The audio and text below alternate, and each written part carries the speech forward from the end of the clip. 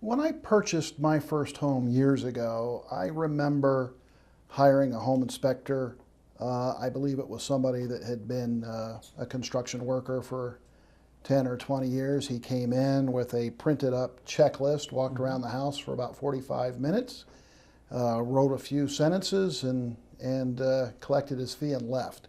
How has the industry changed over the last 25 years, and how has the technology in the industry changed over this time? Great question. Technology has changed a lot. The training has changed a lot. In the state of Arizona, you now have to be certified or licensed. A lot of states are following suit. Where before, it was the wild, wild west out here, that a contractor, somebody that was in that business, was able to come out and give you a checklist and come back and say, I can fix that on Tuesday if you'd like. And that was not really representing the client, because you as the client didn't know, well, did he actually find these things, or is he actually looking for business? So they've changed a lot of rules and standards now. In the state of Arizona, we have what is called the standards of practice, which every home inspector has to follow.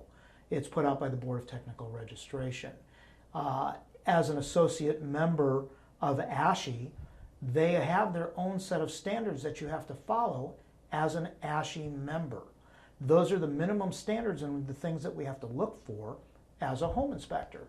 Not just, oh, we looked at the roof, or we didn't look at the roof, or we were in the attic, or we weren't.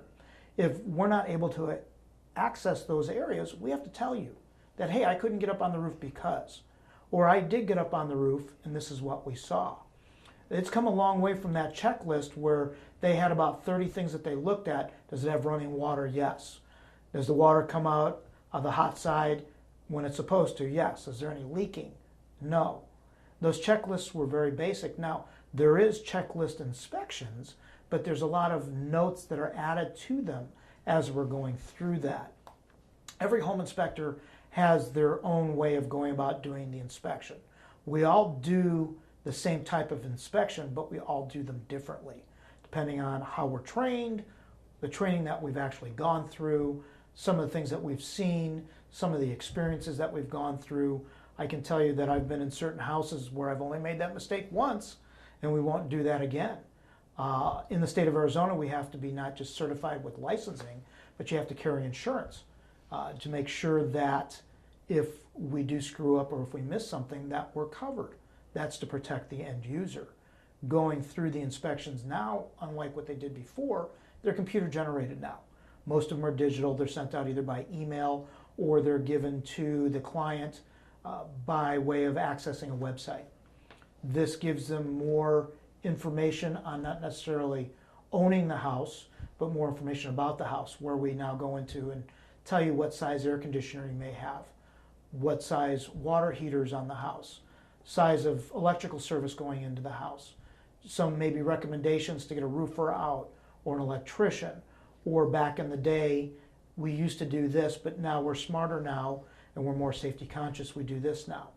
The new inspections, the new training gives us the opportunity to share that with the client, so when they're buying the house, they're more informed, that they know that it's going to be a safe environment for them, family members and visitors, and that if certain things need to be corrected because they're not functional, they're aware of that also.